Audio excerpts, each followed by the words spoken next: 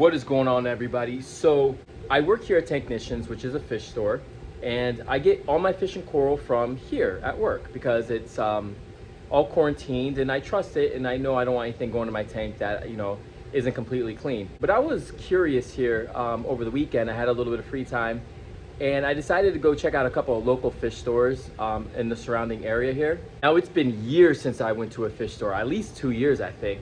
Now, this used to be, before I got into the business, I used to go all the time. It used to be one of my favorite things to do, go to different fish stores and I'd be there, I'd make it the whole day of it. I loved it.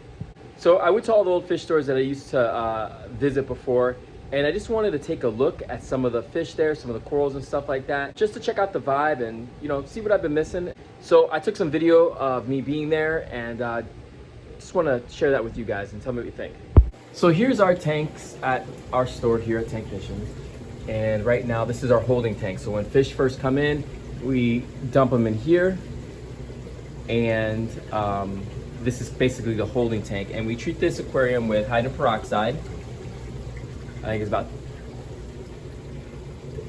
And we do that just to kind of help kill any type of parasites that might be on the fish, but it's not the full process. So once they're in here, they get acclimated to the tank, to the system, to being in captivity. We hit them with some hydrogen peroxide.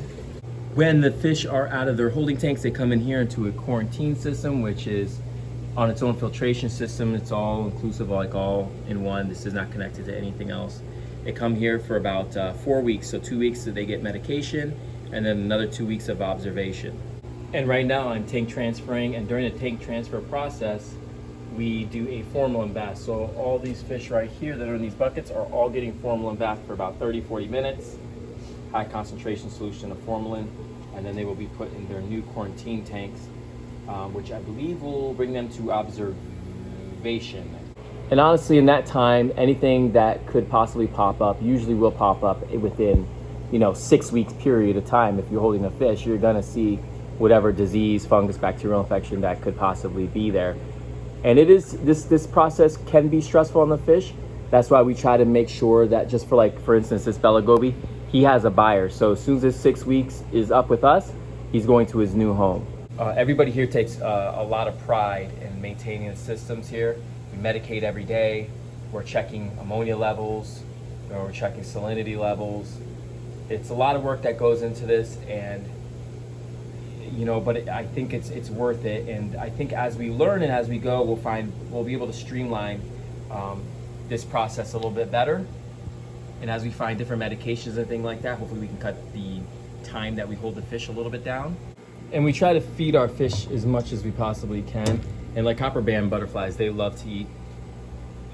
These guys are pigs. They'll eat all day.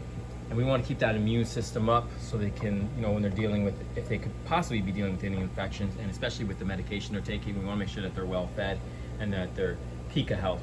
After kind of working in a fish store and seeing the behind the scenes and how things work, you tend to realize how the business works. And I'm very happy I work at a place that, they take very serious the health of the fish and have a ton of respect for the customers that are buying the fish. And nobody here wants to have a disease go into a customer's tank and have that customer deal with that, because these are pets and these are living things, and we have to give them the best shot at surviving as we can. And we felt like there was a better way, and we're not perfect by any means. We're still learning. We're trying, like I said, we're trying to streamline it. We're messing around with different medications, but we're putting in the work, and and so far we've been successful there. All right, so here's the footage of what I took at the fish store. Check it out. All right, so here's some footage from store number 1.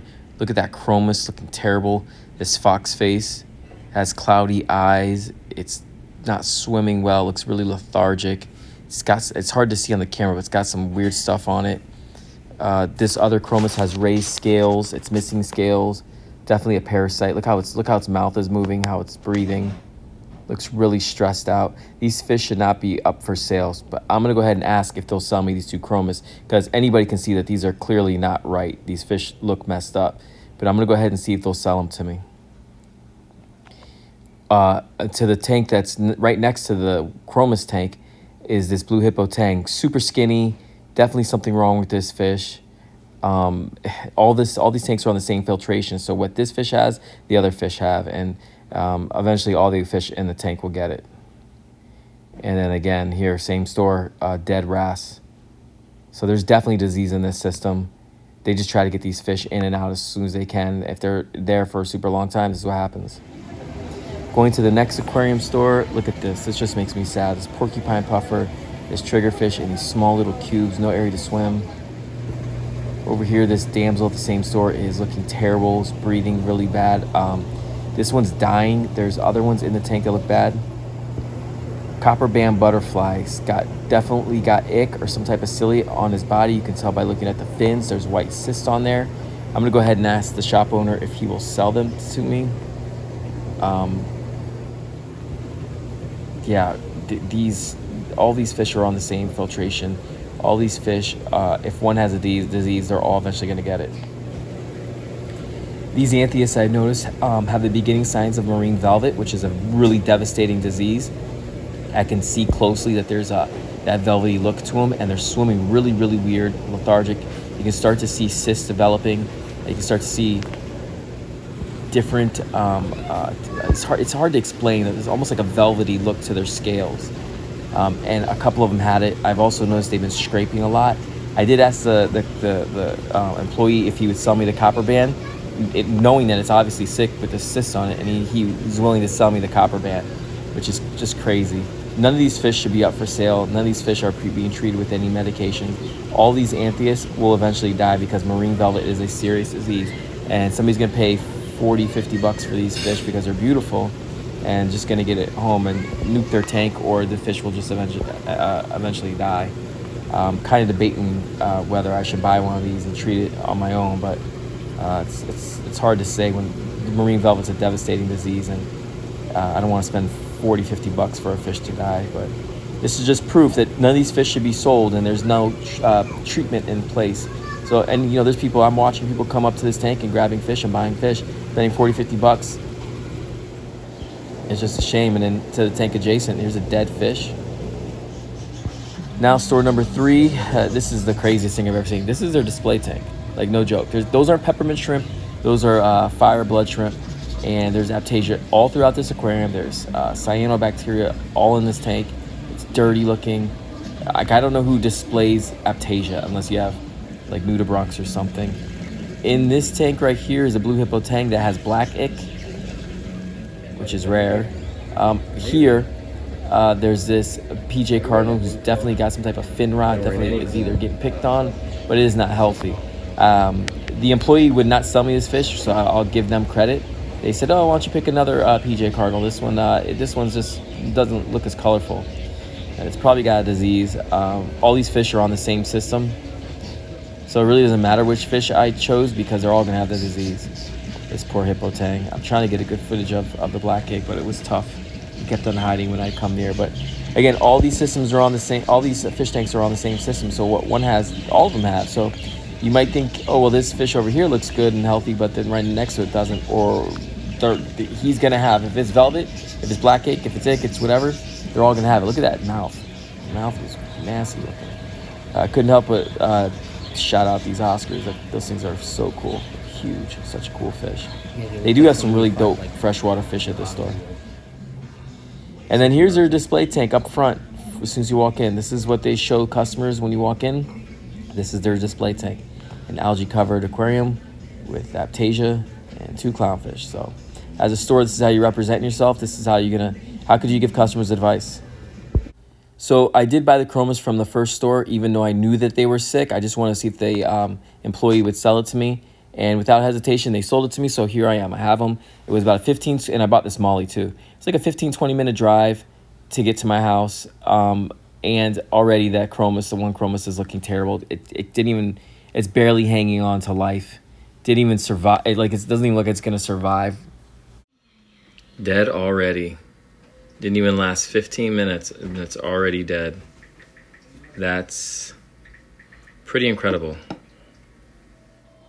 Well, because we know these fish are sick and there's disease in here, I'm going to go ahead and dose some hydrogen peroxide to the tank and try to take care of all that. I'll give these guys a good bath of hydrogen peroxide, and I'll slowly up the dose probably going to do a mil per gallon. This is a 10-gallon tank. Probably going to end up doing 10 mils of hydrogen peroxide to the system, and hopefully knock out whatever they have over time.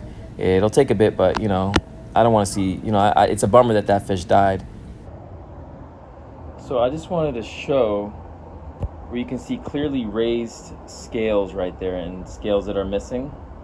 Now most people, I don't know if they could identify that, but to me it's pretty clear that this was a fish that definitely shouldn't have been for sale.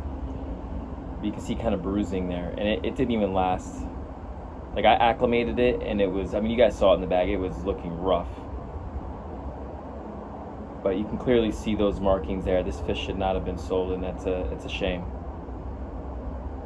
Poor guy. And that disease, whatever if it's uranema, which I don't think so, it's some type of ciliate. Whatever's in there is in the rest of the tank with the other fish, and it's just a matter of time before they experience this same symptoms, or they might already be experiencing them right now. Stay tuned, because I'll definitely be doing updates on this tank and letting you guys know the progress of these fish for sure.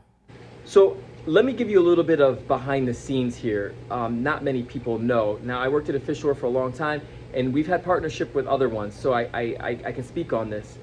A major red flag is any fish store that will sell you a fish out of a shipment they just received. So if they just get a box of fish in their store, which a lot of fish stores like to do, they like to have, you know, the big display of, hey, we just got fish in, come and check us out, come down and pick your fish. It gets people hyped up. They feel like they got to get in there and grab a fish before everybody else does. It's a really good marketing tactic. The problem with that is that fish store is just a middleman. It's basically going online, ordering the fish, it's at their store. They purposely keep the boxes there to intrigue people, to have them come in, to entice them to come in. If they don't have to house that fish, that costs them less money, right? They don't have to feed the fish, electric, they don't have to waste the water, all that stuff.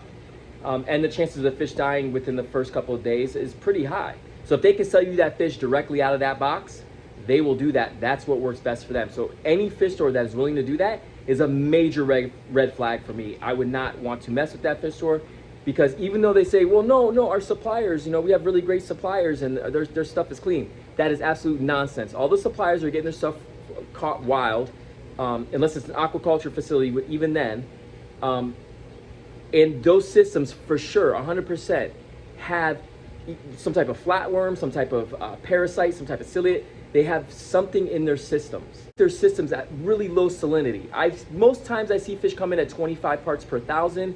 Sometimes this last shipment we got in, they were at 20 parts per thousand, which a saltwater tank at your home should be at 35 parts per thousand. If you take that fish and you test that salinity and it's at 25 parts per thousand, now if you go home and you dump that fish into your aquarium and your aquarium is 35 parts per thousand, that jump from 25 parts per thousand to 35 parts per thousand, that's a huge jump. Now the reason why the salinity is so low is because hyposalinity helps slow down the spread of disease. It's a way of reducing the amount of mortality within their systems.